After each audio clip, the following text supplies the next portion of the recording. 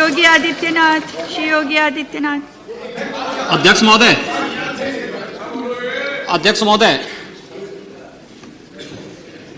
माननीय श्री मुलायम सिंह जी ने अभी जो बात यहाँ पर कही है, और मुझे अच्छा लगा कि लालू जी आज उनका समर्थन कर रहे हैं। प्रधानमंत्री के लिए भले ही उन्होंने समर्थन न किया हो, लेकिन आज समर्थन कर रहे हैं, पता नहीं किस बात के लिए। लेकिन मैं आपके माध्यम से पूरे सदन का ध्यान आकर्षित करना चाहता हूं उन मुद्दों की ओर जो आज भी सदन की मर्यादा के विरुद्ध यहां पर बातें हो रही हैं और किस प्रकार से गुमराह किया जा रहा पूरे देश को।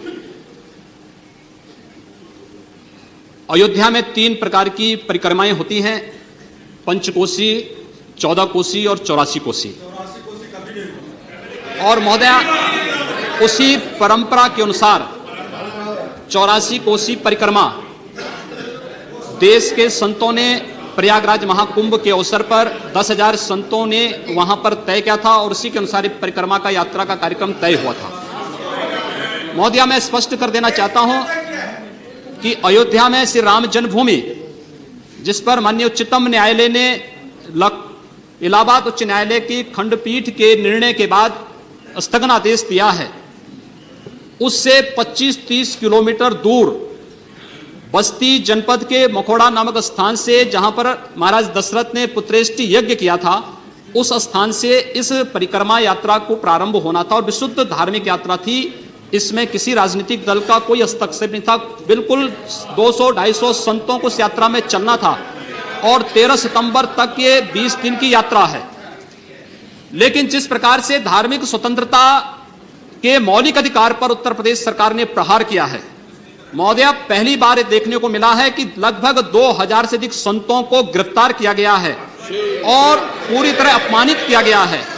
यहां तक कि अयोध्या जी में सरयू जी का स्नान करने वाले जो संत ऐसे हैं जो केवल सरयू जी का स्नान करते हैं, उसी का जल का ग्रहण करते हैं, उन्हें वहां सरयू जी का पूजन नहीं करने दिया गया, स्नान नहीं करने दिया गया, जबरन उठा करके बंद कर दिया गया, उन पर लाठियां चलाई गई हैं, पूरी तरीके से अपमानित करके। सबसे पहले तो सरकार ने हमारे संवैधानिक और मौलिक अधिकारों का हनन किया है।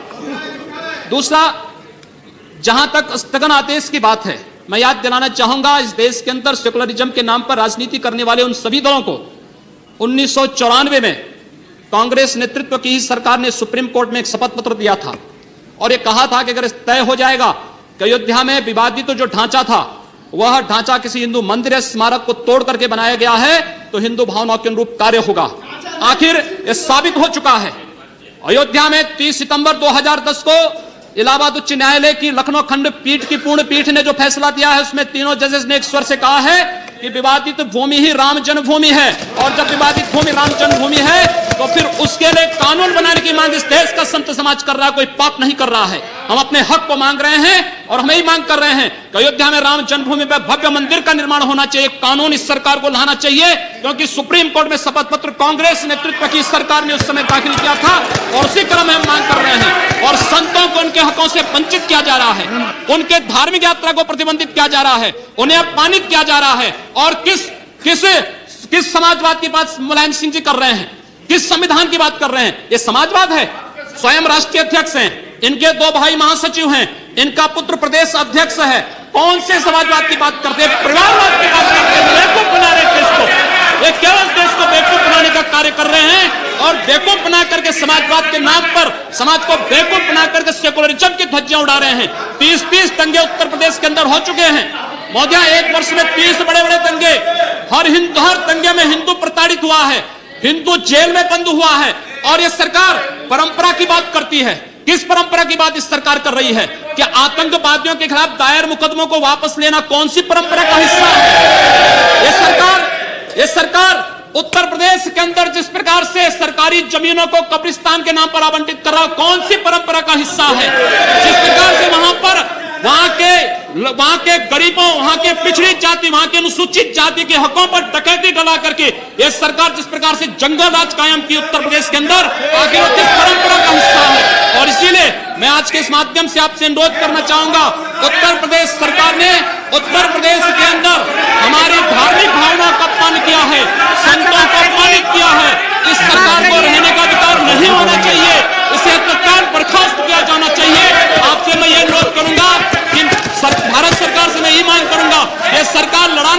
कर रही है।